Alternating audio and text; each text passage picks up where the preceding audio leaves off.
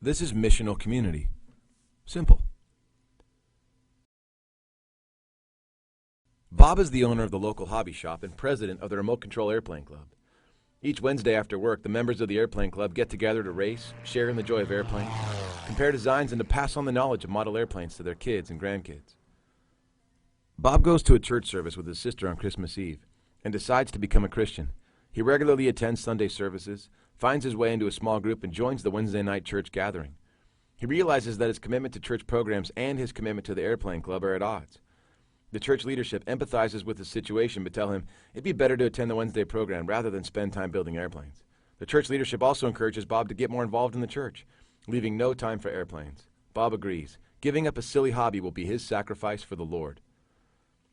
Eventually, Bob's friends begin wondering what happened to him. In their minds, he was a critical part of the model airplane community. When they'd wander into his hobby shop, they'd ask, "What happened to you? We miss you." Bob begins to realize that he's becoming an outsider to all the conversations, significant or otherwise, that always unfolded during their Wednesdays together.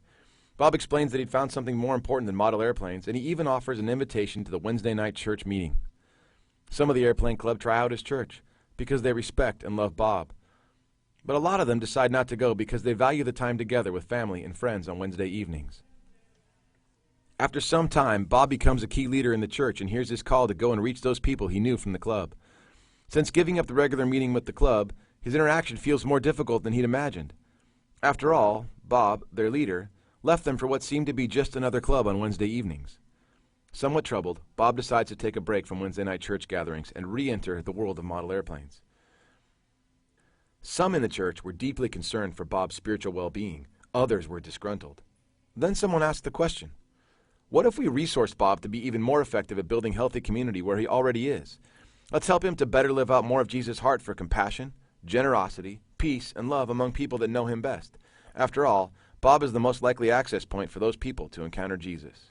The church agrees. Bob's church is now determined to help him follow Jesus and assist him in living out his faith in the community that had been built around him. Bob now sees both his dedication to his church and to the model airplane community as critical components in following Jesus.